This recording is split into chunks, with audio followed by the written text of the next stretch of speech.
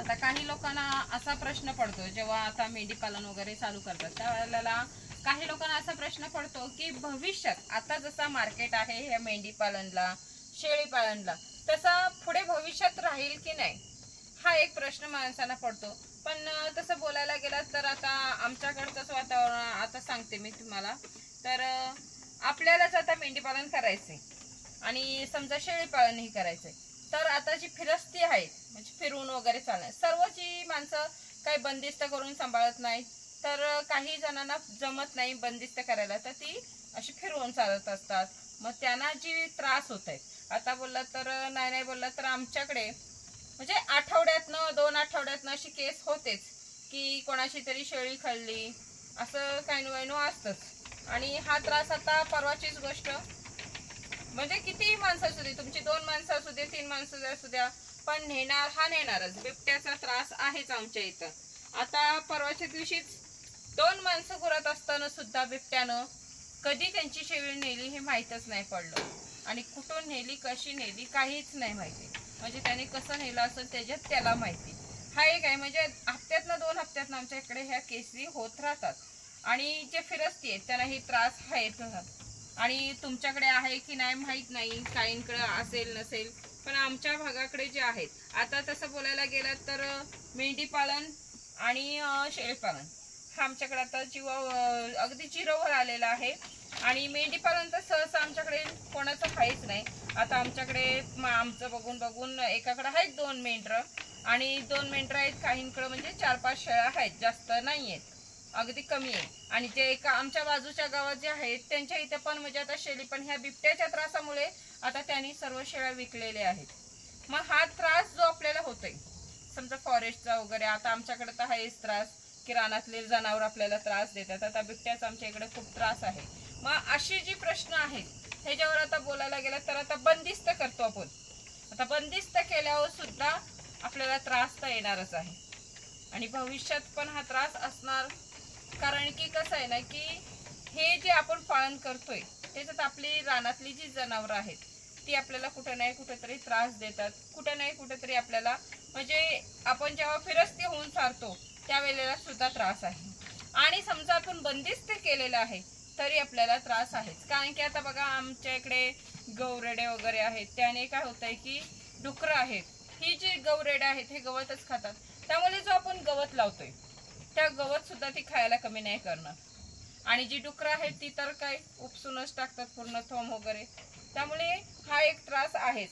पण आपण ह्या सर्वाशी लढत आपण मेंढी पालन वगैरे करणार, शेळी पालन करणार, पण जी फिरस्ती आहेत ती कुठेतरी कमी होणार आहेत. कारण की जो त्रास आहे त्या त्रासाला खूप माणसं कंटाळलेली आहेत. आणि जी ह्या त्रासात न समजा शॉक सिस्टम असू दे, काही आणि कंपाऊंड वगैरे असू दे, ज्यांना ह्या सर्व गोष्टी परवडत आहेत ते थोडाफार खर्च करून आपलं हे मेंढी पालन असू दे, शेळी पालन असू दे ते करणार.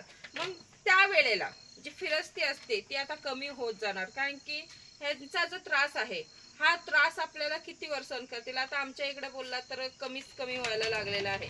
त्यामुळे मटन मार्केट जवसर चालू आहे तवसर ह्याला डिमांड आहे. हा काय व्यवसायातला बंद होत नाही, पण त्रास हा आपल्याला प्रत्येकाला होत राहणार आहे. आणि ह्या त्रासातनं काहीतरी उपाय करत जर नेलाय तर आपला हा जो मेंढी पालन असू दे, शेळी पालन असू दे, हा आपला चालू ठेवता येतोय. पण ज्याला जमेल त्याला सर्वच करतील असं नाहीये. आता काही लोकांचा, आता आमचं जे खेडेगाव सारखं आहे, आमच्या खेडेगावात हा त्रास येतोच येतो. आणि रानातनं वगैरे सोडतो त्यामुळे हा खेडेगावात, आणि खेडेगावात ह्या त्रासाला सर्व कंटाळून बघा आता शेती सुद्धा कमी केली, एखादा करतोय, एखाद्याची पडलेलीच आहे.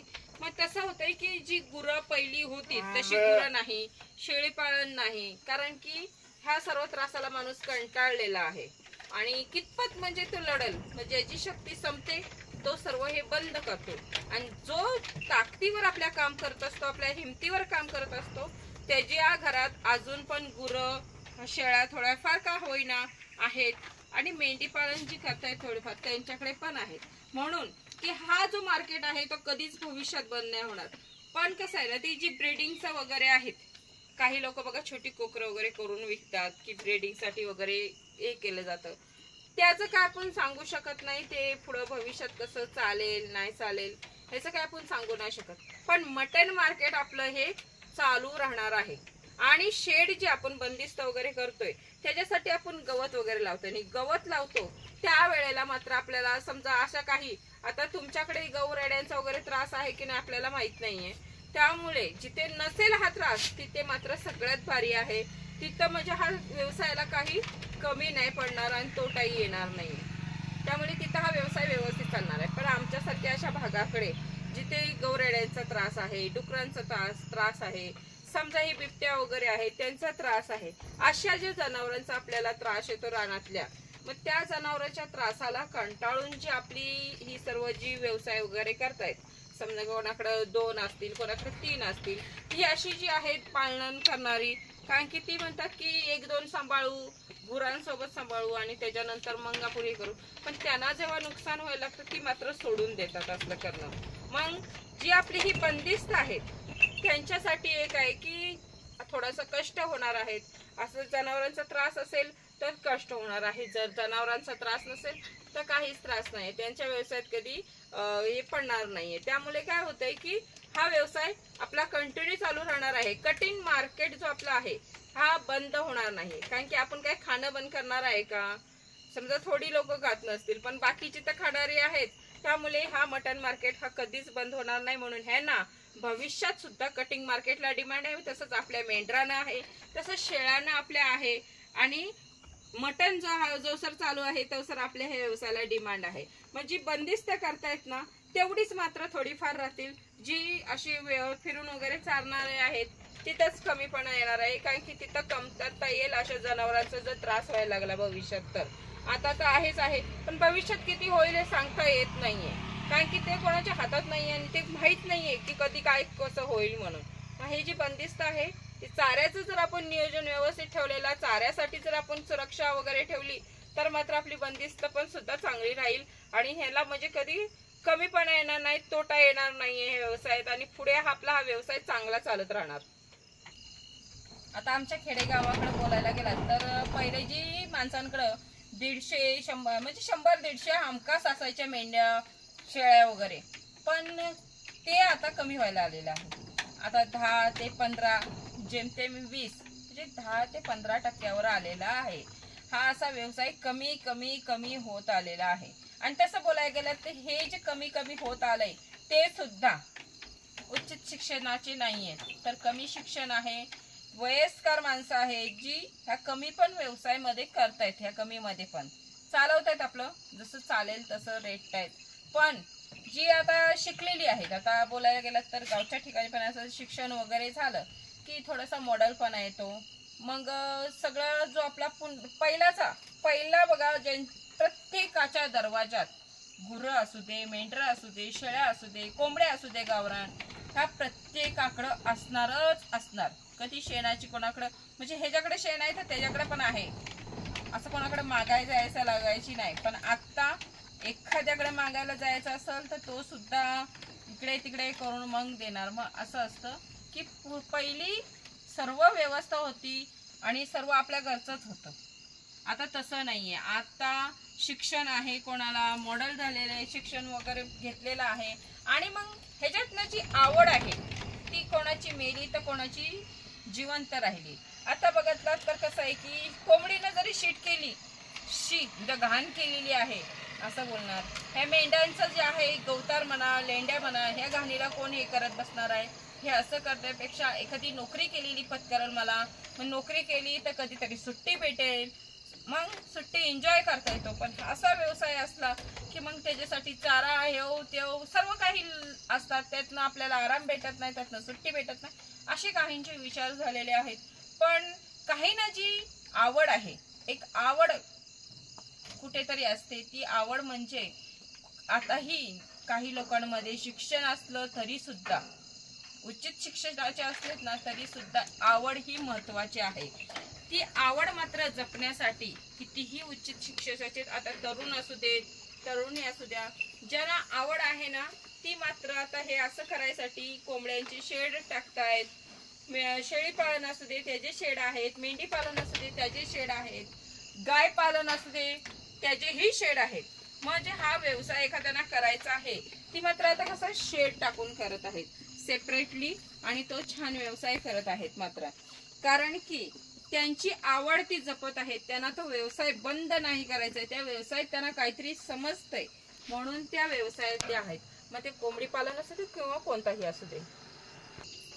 आणि आता कसं आहे माहितीये का, की भविष्यात जे आहे ते मात्र ही जी फिरस्ती आहे त्यांना मात्र धोका आहे. आणि तसं बोललं तर फॉरेस्टचाही त्रास आहे. आता फॉरेस्टचा त्रास म्हणजे त्यांच्या रानात चारायचं नाही, मग ते एक बंदी आहे चारायची. मग चारायचं कुठं? आता समजा चारायला गेलात तरी पण तुम्ही मग विचार कराल की आम्ही दोघं तिघं आहो, मग दोघं तिघं असल्यावर तो कशाला येतोय.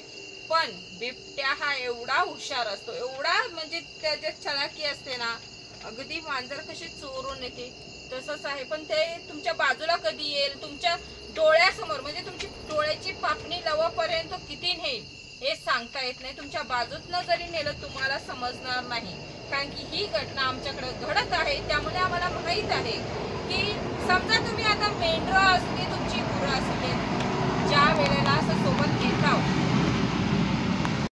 त्रास जो आहे माणसांना, आता शेतकरी किती त्रास वडणार आहे, किती त्यांना जपून जपणार आहे. त्यामुळे कसं आहे की आता समजा ह्यांना कितीही खाया घातला तरी ती तेवढ्याच दिवसात पिल्लं वगैरे देणार आहे. तुम्ही काय आता समजा 2 दिवसात पाहिजे असला 2 महिन्यात खायला घातलात की 2 महिन्यात पिल्लं देणार आहेत का? नाही, त्यांना तो टाइम लागणार, ती कालावधी लागणारच आहे.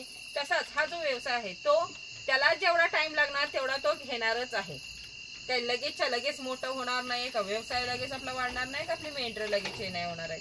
म्हणून ह्या त्रासाला जी फिरस्ती आहे ती मात्र भविष्यात ह्या त्रासाला कंटाळून आणि ह्या सर्व बिबट्याच्या वगैरे जो त्रास आहे त्याला कंटाळून कमी होणार आहे. आणि जी ही बंदिस्त आहेत, ज्यांची आवड आहे, जिद्द आहे की आम्हाला करायचंय पण असं बंदिस्त करून करायचंय, मात्र त्यांना डिमांड येणार आहे. कारण की मग ते जे ह्यांचा त्रास आहे ना तो आता हे सर्व व्यवसायात असं कन्वर्ट होणार आहे, कारण की ते बंदिस्त करून पाळणार आहेत. आणि बंदिस्त जे आहेत त्यांना त्रास नाहीये त्या बिबट्या वगैरेचा. म्हणून मग पुढे जे भविष्यात आहे ते ह्या व्यवसायाला शेडमध्ये जी बंदिस्त आहेत त्यांना मात्र चांगला डिमांड येणार आहे. आणि कधी ह्या व्यवसाय चालू करताना मात्र हा विचार नाही करायचा की भविष्यात काय होणार आहे, तर फक्त हा विचार करायचा आहे जवसर मटण मार्केट चालू आहे तवसर आपल्या व्यवसायाला डिमांड आहे, तवसर आपल्या व्यवसायात काही त्रास येणार नाही. पण मी हा सांगते ते मटण मार्केटचा सांगते, बाकीच्या व्यवसायाचा सांगत नाहीये. मटण मार्केट जवसर चालू आहे तवसर आपला व्यवसाय बंद नाही होणार.